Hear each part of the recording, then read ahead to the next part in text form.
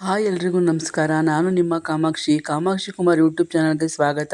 ನಾನು ನಿಮಗೆ ತೋರಿಸ್ತಾ ಇದ್ದೀನಿ ಇವತ್ತು ಎಣ್ಗಾಯಿಗೆ ಏನೇನು ಸಾಮಗ್ರಿ ಬೇಕು ಅಂದರೆ ಹುಚ್ಚೆಳ್ಳು ಮತ್ತು ಕಡಲೆಬೀಜ ಎರಡನ್ನೂ ಹುರ್ಕೊಬೇಕು. 2 ಸ್ಪೂನ್ ಹುಚ್ಚೆಳ್ಳು, 2 ಸ್ಪೂನ್ ಕಡಲೆಬೀಜ ಹುರ್ಕೊಂಡು ಒಂದು ಮಿಕ್ಸಿ ಜಾರ್ಗೆ ಹಸಿಮೆಣಸಿನ್ಕಾಯಿ, ಬೆಳ್ಳುಳ್ಳಿ, ಕೊತ್ತಂಬರಿ ಸೊಪ್ಪು ಹಾಕಿ ಪೇಸ್ಟ್ ಮಾಡ್ಕೋಬೇಕು. ಹಾಗೆಯೇ ಹುಚ್ಚೆಳ್ಳು ಮತ್ತು ಕಡಲೆಬೀಜನೂ ಪುಡಿ ಮಾಡ್ಕೋಬೇಕು. ಎರಡನ್ನೂ ಸಪ್ರೇಟಾಗಿ ಪುಡಿ ಮಾಡ್ಕೋಬೇಕು.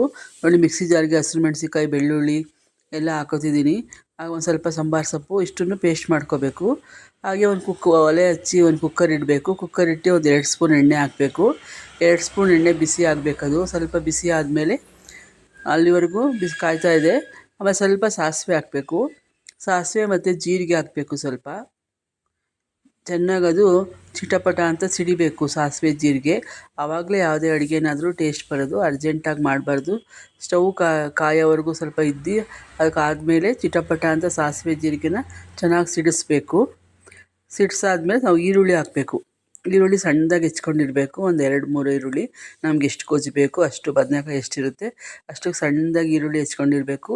ಹೆಚ್ಕೊಂಡು ಇದನ್ನು ಕುಕ್ಕರ್ ಒಳಗಡೆ ಹಾಕಿ ಜೀರಿಗೆ ಸಾಸಿವೆ ಸಿಡಿತಲ್ಲ, ಈರುಳ್ಳಿನ ಹಾಕ್ಬಿಟ್ಟು ಚೆನ್ನಾಗಿ ಬಾಡಿಸ್ಬೇಕು. ಚೆನ್ನಾಗಿ ಫ್ರೈ ಆಗಬೇಕದು. ಸ್ವಲ್ಪ ಹೊತ್ತು ಚೆನ್ನಾಗಿ ಫ್ರೈ ಆದಮೇಲೆ ನೋಡಿ, ಚೆನ್ನಾಗಿ ಸುಣ್ತಾ ಇದೆ, ಬ್ರೌನ್ ಕಲರ್ ಬರುತ್ತೆ ಈರುಳ್ಳಿ ಎಲ್ಲ ಫ್ರೈ ಆಗಿ. ಆವಾಗ ನಾವು ಬದನೆಕಾಯಿ ಹಾಕ್ಕೋಬೇಕು. ಸಣ್ಣದಾಗಿ ಗುಂಡು ಬದನೆಕಾಯಿ ಹೆಚ್ಚಿಟ್ಕೊಂಡಿರಬೇಕು. ಸಣ್ಣದಾಗಿ ಉದ್ದುದ್ದಕ್ಕೆ ಹೆಚ್ಕೊಂಡು ಅದು ಬದನೆಕಾಯಿ ಹಾಕಬೇಕು. ಅದು ಸ್ವಲ್ಪ ಬೇಗನೆ ಬದನೆಕಾಯಿ ಬೇಗ ಬಾಡ್ಬಿಡುತ್ತೆ. ಬದನೆಕಾಯಿ ಬಾಡುತ್ತಲ್ಲ, ಅದನ್ನು ಚೆನ್ನಾಗಿ ಬಾಡಿಸ್ಬೇಕು. ಸ್ವಲ್ಪ ಅರಿಶಿನ ಪುಡಿ ಹಾಕಬೇಕು. ಇದಕ್ಕೆ ಸ್ವಲ್ಪ ಅರಿಶಿನ ಪುಡಿ ಹಾಕ್ಬಿಟ್ಟು ಚೆನ್ನಾಗಿ ಮಿಕ್ಸ್ ಮಾಡಿಬಿಟ್ಟು ಫ್ರೈ ಮಾಡಬೇಕು. ಆಮೇಲೆ ನಾವು ಮಿಕ್ಸಿಲಿ ರುಬ್ಬಿಟ್ಕೊಂಡಿರ್ತೀವಲ್ಲ ಖಾರ, ಅದನ್ನು ಹಾಕಬೇಕು. ಫಸ್ಟ್ ಅದಕ್ಕೆ ಮುಂಚೆ ಒಂದು ಸ್ವಲ್ಪ ಉಪ್ಪು, ನಮಗೆ ರುಚಿಗೆ ತಕ್ಕಷ್ಟು ಉಪ್ಪು ಹಾಕಬೇಕು.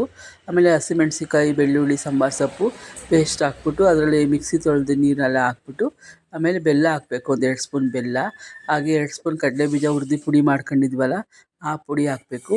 ಹಾಗೆ ಹುಚ್ಚೆಳ್ಳು ಅಂತ ಯಾಕೆ ಇಟ್ಟರೋ ಗೊತ್ತಿಲ್ಲ. ಪುಟ್ಟೆಳ್ಳು, ಹುಚ್ಚೆಳ್ಳು ಅಂತ 2 ಎಳ್ಳಿದೆ. ಆದರೆ ಹುಚ್ಚೆಳ್ಳು ಅಂತ ಯಾವಾಗ ಇಟ್ಟರು ಗೊತ್ತಿಲ್ಲ, ಹಳೆ ಕಾಲದಲ್ಲಿ ಇಟ್ಬಿಟ್ಟಿದ್ದಾರೆ ಹೆಸರು. ಅದನ್ನು ತುಂಬ ಟೇಸ್ಟ್ ಅದು. ಇದು ಸ್ವಲ್ಪ ಹುಳಿ ಹಾಕಬೇಕು. ಇದಕ್ಕೆ ಥ್ಯಾಂಕ್ ಯು.